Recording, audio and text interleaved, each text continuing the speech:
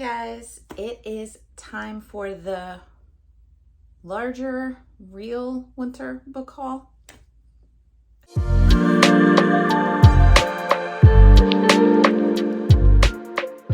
Hey guys, if you are new, welcome to The Book Path. I'm Nicole, and if this isn't your first rodeo, thanks for sticking around. We are at a slightly different angle. For this video, I am actually sitting on my yoga mat in front of my my bookshelves to bring you the real winter book haul. I know that I did kind of an end of the year book haul, but it kind of involved books from like August through I think early December. And basically I decided to do kind of a better winter haul with everything that I basically accumulated over the winter months, meaning the rest of December, Christmas, January, all the way up through now till February. There might be a few that I have pre-ordered that I might be trying to get later in this month, but I'll probably include them with like a spring haul or something like that. But I think there are over 20 books or around 20 books, something like that. So I'm going to go over them. It was just easier instead of trying to reach down from the chair and do it, just to do it like easily, spring it over. So I will go ahead and try to give you a little bit of a glimpse into some of these book series. Some of them are the missing books that I needed in a series in order to complete it. So yeah, let's get into it. So first and foremost, Christmas came and went, and my husband got me a little bit of a gift. You know, I am trying to accumulate my Cassandra Clare collection. I have gotten the Mortal Instruments box set. I have not yet read them because I am still trying to finish the last, Chain of Thorns, because she's a chonker and I just haven't been able to get to her yet. I will this year, I promise. And then, so basically what he ended up getting me was the Red Scrolls of Magic and the Lost Book of White. And these are more of the stories that have to deal with Magnus Bane, who is my favorite so far in all of the books. I'm loving it. He's a warlock. And I believe like warlocks are kind of immortal in this. So I'll just read a little bit about what they're about for these ones, because I don't want to really have teasers for the series. But all Magnus Bane wants was a vacation with Alec Lightwood, the shadow hunter warrior who, against all odds, is finally his boyfriend. Okay, that spoiler, but I'm loving it. But as soon as the pair settles in Paris, an old friend arrives with news about a demon-worshipping cult called the Crimson Hand that is bent on causing chaos around the world, a cult that was apparently founded by Magnus himself years ago as a joke. Now Magnus and Alec must race across Europe to track down the Crimson Hand and its elusive new leader before the cult can cause more damage. As their quest for answers becomes increasingly dire, Magnus and Alec will have to trust each other more than ever, even if it means revealing the secrets they've both been keeping. So dun dun dun on that one. And it does say a rip-roaring adventure merged with a satisfying romance. So we shall see with that. Okay, so I'm blind apparently, and this is The Eldest Curses Book 1 and The Eldest Curses Book 2. So I'm not going to read the back of this because I feel like that might spoil this. So yes, so now we have like Magnus Bane, like a story with him and his boyfriend. So I'm curious because, like I said, Magnus has become one of my favorite characters in the series.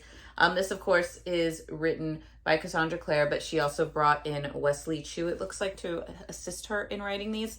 So, like I said, it's the Shadowhunter world. I'm loving the Shadowhunter world, and I will have to get to these at some point. So, next up was another book that I got, and this was just at a store I happened to be at, and that is To Kill a Shadow by Catherine Quinn. I liked it because it does have sprayed edges. It's just kind of a plain white book, but it was pretty. You know, it's one of the more prettier ones that I have. And on the back it says, in a world of darkness, become the nightmare, which I kind of loved that. But basically you have Jude Maddox knows nothing of love or even light. He only knows his grim duty at the hand of death, to lead the knights of the eternal star and to a land filled with nightmares and certain demise. It's only when he sees her, a young woman with wild amber eyes who's fierce, defiant, and swift as the shadow beasts themselves, that he feels the warmth of of life in his blood. The other knights may fear their lethal commander with his hard, merciless demeanor. Outcast Kiara Frey sees only a leader, a man who knows how to survive, someone like her. But wanting him is as treacherous as the shadows themselves, and just as seductive. With the kingdom on the verge of collapse, the knights must now venture into the darkest heart of the land and uncover the secrets of the misted shadows, where evil will prey upon their minds and feast upon their flesh. It will betray their senses. It will surpass their nightmares. Most of them will die, but they have no other choice because the only way to fight the darkness is to become it. So, I mean, that's a hook of a introduction to a book if I've ever heard one. But like I said, beautiful cover, sounded amazing. So we're going to have to get that on the list somewhere. So then my husband actually went to one of the local Ollies in the next town over, and he was going through the book aisles, and I told him to take a video of the book aisles for me, and he did. He was great. And there were 2 books that I saw there, and I was like, yeah, you need to get those for me because I'll read them. And one of them is You'll Be the Death of Me by Karen McManus.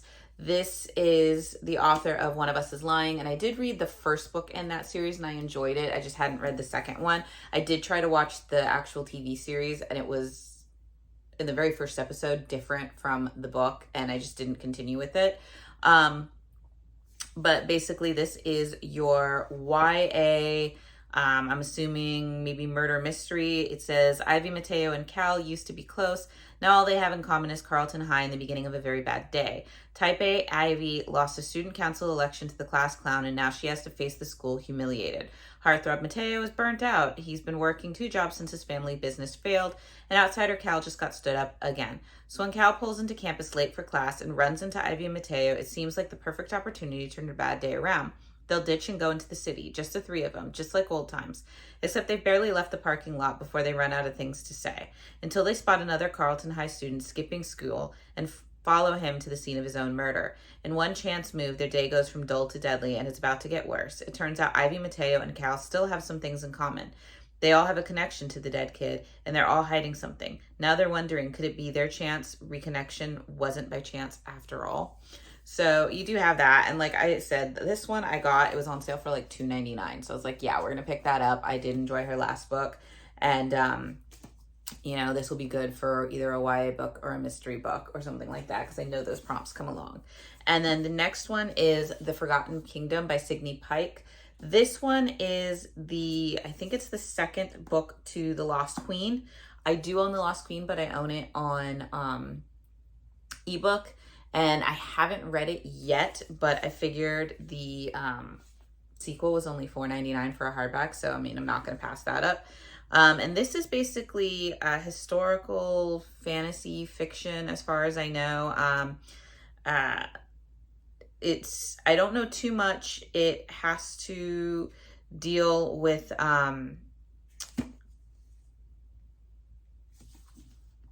And I don't know too much about it because obviously I don't have the first book here, but I know it's like a historical fiction, maybe a little bit of element of fantasy in there, because it does involve like Uther Pendragon, who we know from like the King Arthur stories.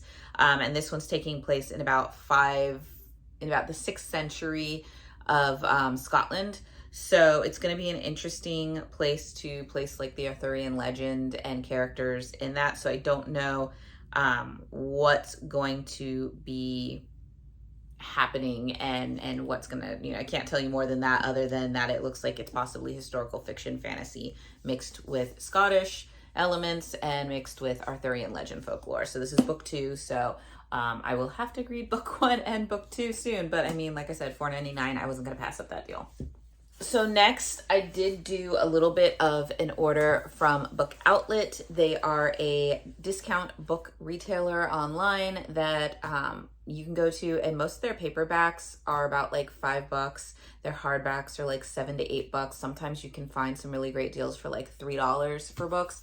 And in today's day and age, buying books at that price, I mean, that's amazing. So I do go there time to time to shop, especially when they have some of the books that I've been missing. They don't always have like the most recent releases, but I mean, if you give it a few months, they tend to have some pretty recent releases. I know there's 2023 releases in there because I went and got them at other stores and then I saw them on Book Outlet. So it's just the way it goes. But one of the things that I did do was kind of go nuts and get myself a bunch of Nora Roberts books. If you know, I have been reading some Nora Roberts. I read her Dragonheart Legacy, and then I started reading her Guardians trilogy, which somewhere behind me, like up here. It's up here. So. And so I wanted to see if they had the other two books, and they did. So I got book 2 and book 3. So book 2 is The Bay of Sighs, and book 3 is The Island of Glass. This is the story of a woman who, she has like visions. She's an artist, and she starts having visions of all these other people. She starts drawing it down, and she feels the draw to go to, I think it was like Italy, somewhere around like the Mediterranean, somewhere around there. And she ends up meeting these people, and you find out that these people have all kind of felt a call or a reason to go to this place to meet up, and they're all there concerning like this kind of legend about these goddesses that made these 3 gifts for a young queen and way long ago, and that the stars fell to earth, and that there is an evil goddess that wants to get the stars to have power and darkness reign over all. And so these are kind of the people, and each person in the group kind of has their own special gift or uniqueness, we should call them. But I really was enjoying it. It is contemporary, so it is kind of set in today's day, but there is kind of those, fantasy elements to it. So I don't want to go into it too much because I don't want to spoil myself, because I am liking it, but it is a really great series. I really enjoyed the first one. So, I now have books 2 and 3. Book 1 is a hardcover. So eventually I will probably end up picking up book 1 to match these, so I can finally have the matching set. Another book that I got to complete a series is Key of Knowledge by Nora Roberts. This is book 2 in the Key trilogy. I have books 1 and 3 that I got at discount. And so then getting this, I think all of the Nora Roberts books were like $3 or $4. They really weren't that expensive. I really don't know much about this other than I think that it's 3 different women who are going through different parts of their lives. I think it's like divorce, motherhood, like things like that. And they're called upon to complete a challenge to get one of these keys. And I don't know if it's to kind of like a save the world thing, or if it's to be for their personal. I'm not sure about like what the purpose of getting the keys is too much, but I know that when they go through these challenges and achieve these like keys, I mean, I don't even know if they're real keys. It's supposed to really change these women's lives for the better. And, so it sounded really good, sounded really interesting. Like I said, I had books 1 and 3, so I was missing book 2, and it finally popped up on Book Outlet. So of course I was going to get it. So now I have the full set for that. And then these have been on my mind for a while. I've had them sitting on my kind of wish list on Book Outlet, and they were on sale for about, I think it was like $2.99 each. Or $3.99 each. Either way, I'm like, I wasn't gonna pass it up because it was the whole entire series, and that is the Cousins O'Dwyer. I'm gonna so botch this. The Cousins O'Dwyer trilogy, right here. So we have Dark Witch, Shadow Spell, and Blood Magic. So I'm only gonna read the first book in this because I don't, spoilers. But basically, Iona Sheehan craves devotion and acceptance. She hopes to find both in Ireland, the place where her ancestors' blood and magic have flowed through generations.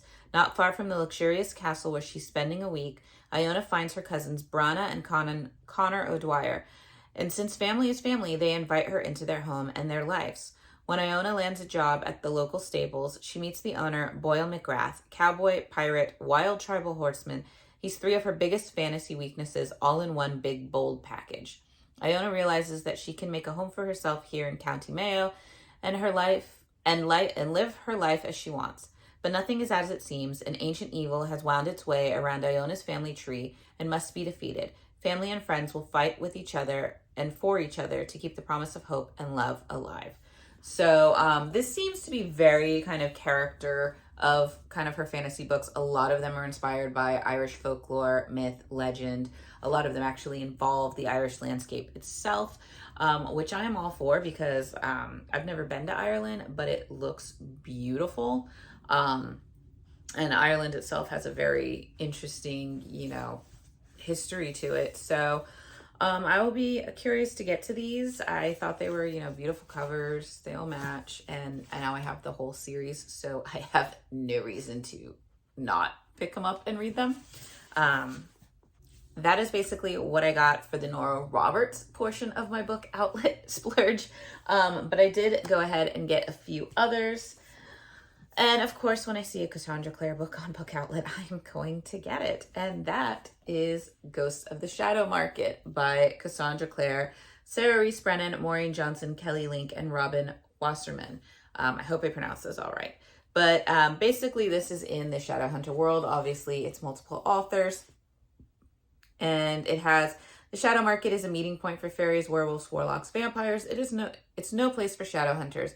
But through 2 centuries, a silent brother has visited. Brother Zachariah was once called the Shadow Hunter Jem Carstairs. We remember him from Infernal Devices. I really did enjoy Infernal Devices. And his love, then and always, is Warlock Tessa Gray. Now he's searching for a relic from his past. Follow Jem and see, against the backdrop of the market's dark dealings, Anna Lightwood's doomed romance, Matthew Fairchild's great sin, and Tessa Gray as she is plunged into a world war. Valentine Morgenstern buys a soul, and young Jace Wayland finds safety. In the market is hidden a lost heir and a beloved ghost, but no one can save you once you've traded away your heart, not even Brother Zachariah. So this has intrigued me because you obviously have Jem and Tessa, and then you have Anna from the Lost Hours, and then Jace. Obviously, I know Jace. I haven't read The Mortal Instruments, but I know he's a character in that. So you're having these like histories of it. And what I'm also loving is you have some illustrations in here. Let's see if we can find another one. Let's see. Yep, there we go. So I'm loving it. I love when they include some black and whites. I'm huge on black and white illustrations and photographs. So having that in here just adds a little extra something. So we are getting closer and closer to having our Shadowhunter world fulfilled. I am just going to have to set aside like an entire month and just read nothing but Shadowhunter world. And now I'm thinking about that. Maybe June and July. Maybe we'll just do 2 months. I'll have to keep you posted on it. Maybe we'll just dive right in and read nothing but that for like a month or 2. But yeah, so I got that. Next up, I got Wild is the Witch by Rachel Griffin. I had her first one right here. I have The Nature of the Witch right there. And I really like, it wasn't my favorite book. I didn't give it 5 stars. I think I gave it like 3 or 4, but I really enjoyed the way it was written. It was very beautifully written. I loved the thinking about the summers and the seasons and how like poetic it almost was. And then I liked the kind of world that she created where you had humanity and then you had witches, and witches are trying to kind of correct all the crappy environmental stuff that humanity has done. Because obviously there's natural disasters and everything. And so the witches are kind of like the environmental protectors, if you will. I mean, that's probably a very bad way of saying it because the book was better than that. But like I said, I know that this was the next book. Well, it's not in the series, but it does have to deal with witches and nature and yeah. So basically you have, after a night of magic turns deadly, Iris Gray vows to never let another person learn she's a witch. It doesn't matter that the witches' council found her innocent or that her magic was once viewed as a marvel. That night on the lake changed everything. Now settled in Washington, Iris hides who she really is and vents her frustrations by writing curses she never intends to cast. And while she loves working at the wildlife refuge she runs with her mother, she loathes Pike Elder, the witch-hating, aspiring ornithologist who interns with them. When Pike makes a particularly hurtful comment, Iris concocts a cruel curse for him. But just as she's about to dispel it, an owl swoops down and steals the curse before flying far away from the refuge. The owl is a powerful amplifier, and if it dies, Iris's dark spell will be unleashed not only on Pike, but on everyone in the region. Forced to work together, Iris and Pike trek through the wilderness in search of the bird that could cost Pike his life. But Pike doesn't know the truth, and as more dangers arise in the woods, Iris must decide how far she's willing to go to keep her secrets safe. So, like I said, I liked this. It was a hardcover, and I mean, look at that. I loved it. I'm like, I don't get a lot of books that have that beautiful cover underneath. So I'm really intrigued by it because, like I said, the nature of witches was really beautifully written, and then the fact that you have this kind of hidden secrets, hidden identity almost, and enemies to lovers now in a race against time in the wilderness. I'm in. I am in. So next up, we have book 2 in the Storm Crow series, and that is The Crow Rider. I read The Storm Crow. It is up on a higher shelf. And this is book 2 to it. Basically, you have a fantasy world that the different countries are at war, and the main character, I forget her name, is it Princess Thea? Thea is, I think she's the second born princess in this kingdom that's ruled over by a queen. They are attacked in the first one and like just massacred basically. And the queen is killed, and the 2 daughters have to kind of find their way. And the older daughter obviously is going to inherit the throne. She has to kind of arrange herself a marriage with a neighboring nation to secure some sort of safety and stability while they rebuild. And Thea ends up being betrothed to the son of the enemy that just attacked them, really. And what makes them so unique and why they were sought after and attacked in the first place is because they are crow riders. They have these the ability to help these like gigantic hatchling eggs of these crows that basically are massive.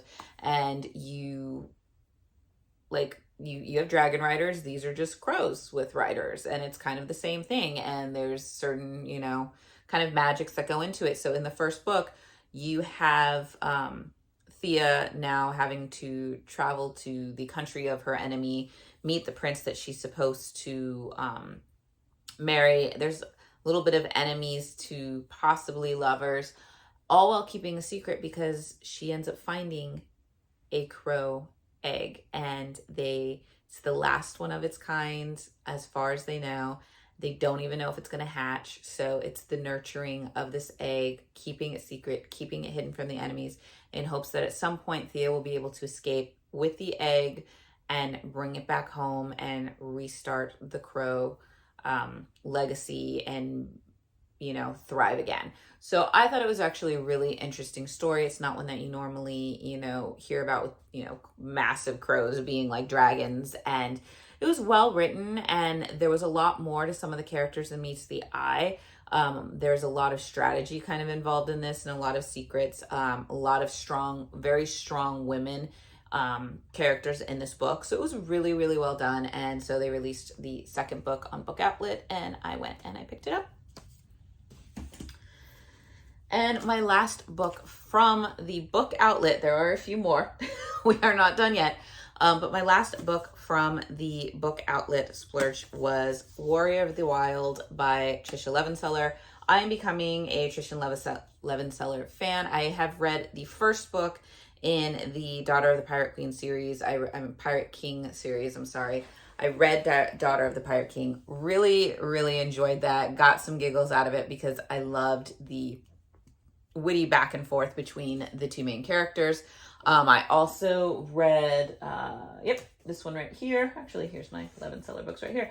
The Shadows Between Us. And I really, really enjoyed that one as well. I thought it was very interesting because you had a main female character who really she existed in that realms of gray area, and you were supposed to root for her. And at some points I didn't want to, but by the end, I was. So it was really well done there. So of course, she has another book, I'm going to read it and keep going. It's really interesting because the cover is kind of bumpy and raised on like the vines. But I mean, it's a pretty, you know, basic. There's a little bit of a, I don't know if you guys can kind of see it, but there's like a little embossing there. But basically, you have, as her father's chosen heir, 18-year-old Rasmira has trained her whole life to become a warrior and lead her village. But when her coming-of-age trial is sabotaged and she fails her test, her father banishes her to a monster-filled wilderness with an impossible quest. To win back her honor, she must kill the oppressive god who claims tribute from the villagers each year, or die trying. So, solo girl out in the wild fighting for survival and possibly having to kill a god for glory. Not something to hear about. At least I haven't in many ways. So I'm going to probably gobble this one up too and love it just as much. Like I said, I just like the way she writes. I like the stories she tells. So yeah, we're going to go with that. So next up are 2 pre-orders that I did that ended up coming in. It should be no surprise to anyone. Absolutely no surprise. If you follow my channel, you will know. Midnight Ruin by Katie Robert. This is the newest in the Dark Olympus series. You will normally see it in my other videos when I'm sitting in my chair, but I have pretty much, what is it, the first 5? 1, 2, 3, 4. Yeah, the first 5. So this is book 6 in the series. This is one I have been waiting on. And this is basically the retelling of Orpheus and Eurydice. I always say Eurydice. I know there's other ways to pronounce it, but I just like the way Eurydice sounds. I'm sorry. This also involves Karen, who from Greek myth is the one who ferries people across the river in the underworld. But we have met Eurydice and Orpheus and Karen before in the previous books. So basically you have Eurydice, who is one of the Demeter sisters, and her sisters are like, Persephone was the one that we met in the first one, and you do meet a lot of Eurydice in that one because of what happens between her and Orpheus in there. And basically Eurydice since that time has been kind of hanging out in the underworld part of the city, of the Olympus city, and she's been kind of getting into a little bit of a romance, possibly suspected, with Karen, who is Hades' kind of like bodyguard or right-hand man or something, whatever. There's a little bit, like, they hint at it in other books where Eurydice happens to be like make an appearance at a party and Karen's there as like her bodyguard, but people have caught on to the way that they're kind of looking at each other. So you have their kind of romance. However, you also have Orpheus, and Orpheus realizes his mistake and he misses Eurydice and he wants her back. And the fact of the matter is that she might not want to come back, or she might not want to come back on her own.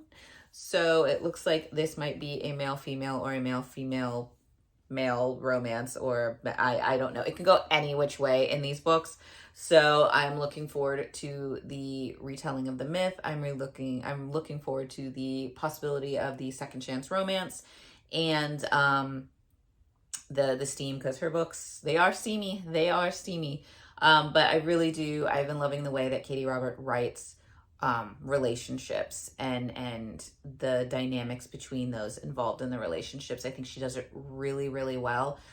So I'm really looking forward to that. And obviously getting further into the series. I think there's maybe, I don't know if this is the second to last book or like there's 2 more books after that. I'm not sure, but I know that we're getting close to the end of this series. And I know that kind of the outside dangers to Olympus, you know, all hell's about to break loose, so to speak. But yep, I'm excited. And so yeah, no surprise. The other book that I pre-ordered was just intriguing to me, and I decided to take a chance on it because apparently this was the, I guess, a limited edition American release, and that is Sanctuary of Shadow by Aurora Asher. Obviously the cover is pretty. The edges are sprayed with like these interesting suns. The end papers also have a little bit of decoration, and then on the cover you have these kind of elemental etchings or carvings or something, if you will. But it was a really pretty edition. Like I said, I don't have many of these, so I was really excited for it. But basically, it says, for humans, the circus is a place filled with wonder and amazement. For Harrow, though, it's a place to hide from those who slaughtered her entire clan. Disguising her abilities as part of her act has kept her true identity safe for years, until he arrives. A strange new attraction with no name, no memory of who or even what he is, let alone an explanation for his odd yet deadly powers. But beneath the layers of anger and isolation, one glimpse into his inky eyes reveals a soul that calls out to the loneliness in her own. And so she chooses him. Harrow is drawn to the darkness, to her insatiable need to soothe the beast who threatens their very existence. But with every secret she unlocks from his past, another secret from hers whispers free as well, luring enemies who will stop at nothing to get their final revenge on Harrow. And she's afraid she's given them the perfect weapon against her, because he is not what he seems. But maybe it's time they finally learn neither is she. So I was intrigued. I mean, I'm not gonna lie, at first when I found out like the circus stuff, I was thinking about like the night circus, but I actually enjoyed the night circus.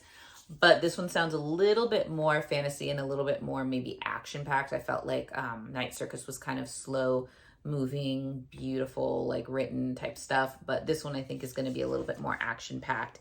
And of course the intrigue, hidden identities. Is he the weapon against her? Is he sent to like, was their plan to send him in there? Did they know all the time? Like all the questions going off in my brain, right?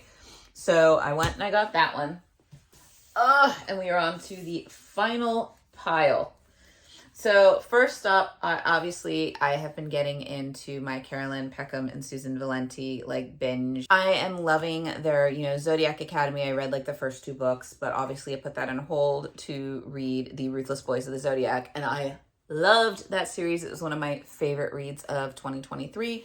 So I have been wanting to accumulate more of their books, and so I ended up picking up A Kingdom of Gods and Ruin, which is kind of the book 0.5 prequel to the series for A Game of Malice and Greed. I don't know much. I know this one says, once upon a dark dream, the gods told me of our ruin, but I wasn't nearly as afraid as I should have been. The walls of my world are crumbling, and it may be too late to save us. The clock is ticking, and a cruel fate has been laid at my feet. And now I am standing at the crossroads with the blade of destiny in my grip. To strike would end us all, but staying my hand is not an option. So perhaps it's time to accept that my sins may cause the fae to fall. So, I mean, it's really, really small. It's like, how many pages?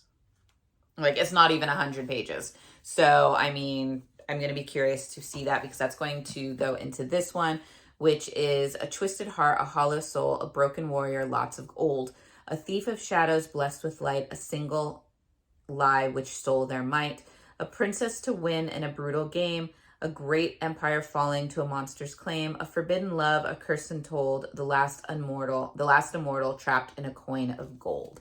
So I thought that was really interesting. And once again, we have a book with pictures in it. And I think this is going to be a multi-POV. And I mean, the pictures are just stunning. I mean, look at that. I mean, every time you get a new character or a new chapter that I think is going to be that character's story, they have the picture. So very, very interested. Beautiful, images already. Very intrigued. Competition. I love that the story plot was kind of given in poem form. So like I said, very interested to get to these. Obviously, I still have to read the Zodiac Academy and then like the sequel to Zodiac Academy. But I love their writing. They make me laugh. I love their relationships. So I'm just going to be hoarding their books from now on. Next, I ended up getting this one. This one has been on my mind for a while. I just hadn't picked it up yet. And then I heard that Netflix was going to make the miniseries or the movies about it. And I was like, okay, I know I'm going to have to read this sooner rather than later. And then now knowing that the first part or whatever, that the first part, I think it's the first part, is coming to Netflix the end of March, I was like, okay, I need to read you sooner rather than later. And that is The 3-Body Problem. I had heard about this, like maybe even in 2022. but I'm not huge on like sci-fi multiple timelines. Like sometimes it's good, sometimes it's, bad.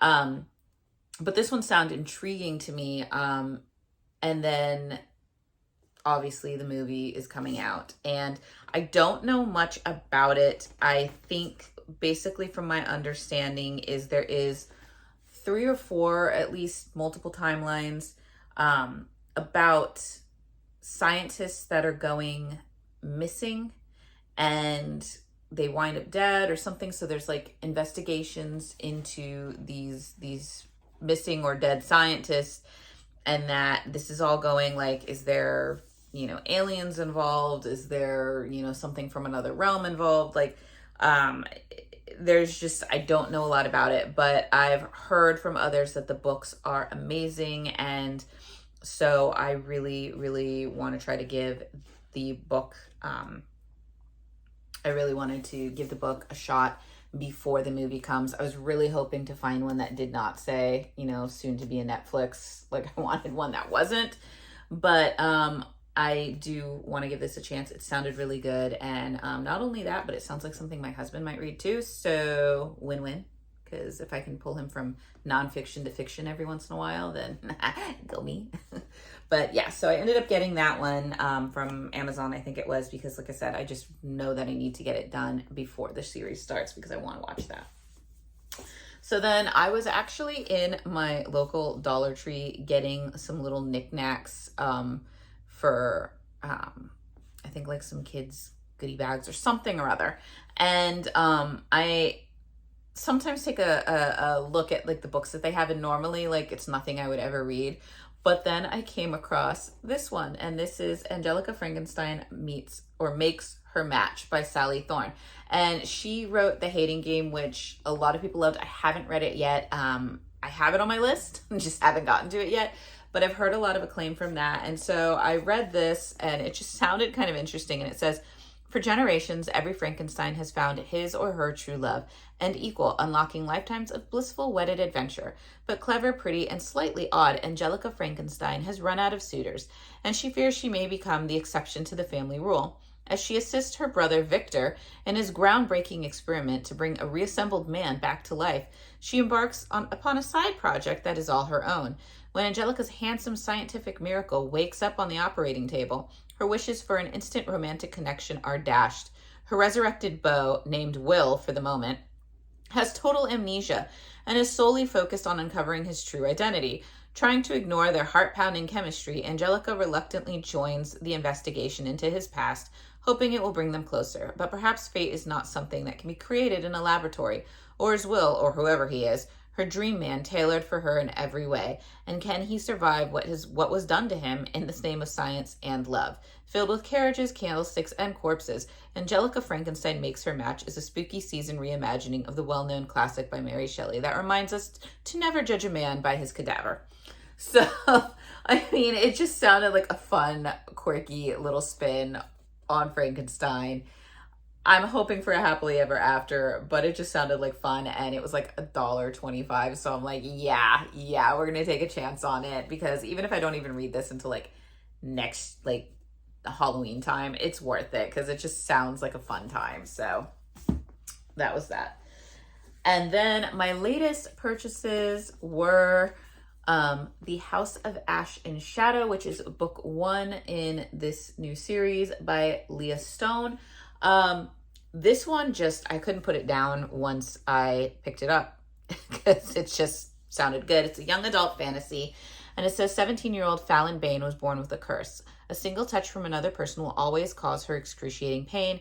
Thus, she has accepted that she will die without ever being kissed, without ever hugging her own father. But when her beloved father falls ill, she breaks into the magical gilded city to find a healer fae that can save him. When handsome Arian Madden agrees to help, everything she knows about herself and her curses changes. Because during her father's healing, Arian reaches out and touches her bare skin. She waits for the agony, but it never comes. And for the first time, she imagines a new future for herself. But it is short-lived, because not only does Arian flee from her in disgust when he learns of her curse, he also reveals her existence to the powerful fae who want to hurt her. Fallon is then swept away to a magical academy where she learns the terrifying truth about her family history and her dark magic. Her life and the future of Fae everywhere hang in the balance, and all the while Fallon is dreaming of being touched by Arian Madden one more time before she dies.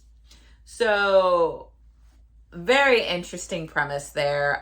Loving the cover. I am a huge fan of, like, for whatever reason, like, I would never be able to do one of those rainbow bookshelves, because if you have seen my backdrop of books, most of them are like this color here. You know, there's a theme. But this one sounded really, really well done, and it is by Bloom Books. And I noticed that when I go through my books, I tend to have a lot of Bloom Books, so I'm liking what they're putting out. But yeah, it sounded good, so ended up getting that one. And for the final book that I ended up getting, this I have actually on my February TBR. Whether or not I have read it before this video is posted is another story altogether. But basically, this was one of the prompts, and I ended up getting the ebook for it through Kindle Unlimited. So when I saw it at the store, I was like, no, you're coming home with me. And that is Gothicana by Rue Nix. As far as I know, this is supposed to be a very dark, twisted retelling of Beauty and the Beast mixed with some elements of Dracula. Stunning cover. This one does have these sprayed edges. It has some awesome, like, end papers, and it has Vera and more on it. So I'm like, very interesting. Loving this book. I'm loving the end papers. I love the colors and that's just great. And basically you have an outcast her entire life. Corvina Clem is left adrift after losing her mother. When she receives the admission letter from the mysterious University of Varenmore, she accepts it as a sign from the universe. The last thing she expects, though, is an old, secluded castle on top of a mountain riddled with secrets, deceit, and death. Vad Deverell is an enigma and enjoys being a closed book, but knows exactly everything that happens in the university. As a part-time professor working on his thesis, Vad has been around long enough to know the dangers the castle possesses, and he knows the moment his path crosses with Corvina that she's dangerous to everything that he is. They shouldn't have caught each other's eye. They cannot be. But a chilling century-old mystery forces them to collide. People have disappeared every 5 years, for more than 100 years. Corvina is getting clues to unraveling it all, and Vad needs to keep an eye on her. And so begins a tale of mysterious, the morbid, the macabre, and a deep love that blossoms in the unlikeliest of places. So, I mean, buzzwords galore, and a mysterious castle with secrets, a possible enemies to lovers or forbidden romance, just the puzzles and quests, and once again, illustrations for chapters. I mean, it's not characters, but I mean, these are kind of cool. They're, you know, I love it. I love when when they take time to, like, do that in books. It just gives it a little bit more character, and I think it's just, I mean, some of these are, you know, pretty great.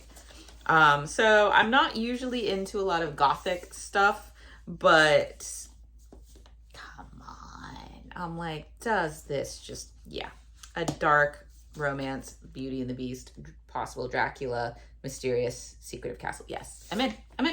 So I will probably be reading this, obviously, for February to fulfill my prompts. I have no idea if I can, like, let's see if I can do this. Oh God. Okay, wait, let's just go, like, here first. Let's see if I can, like, get these all up here. Okay. Not done. Okay. I think I'm gonna be, like, invisible behind all of this by the end. Yeah, probably.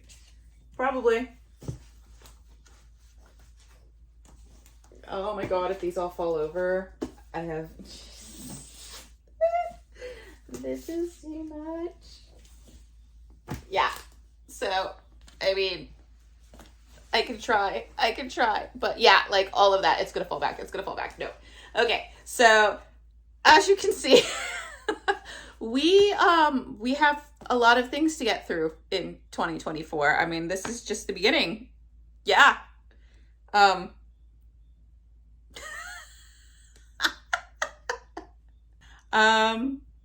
Yeah, so I'm gonna let you guys go. I hope you guys are all doing well, staying warm, staying healthy out there. I am going to let you guys go before these fall everywhere. My arm is just barely keeping them up right now, but I wish you guys well, and let me know in the comments below if any of these stuck out to you. Have you read any of these? Are you looking forward to any of these? Let me know, and I will see you guys in the next video. Bye.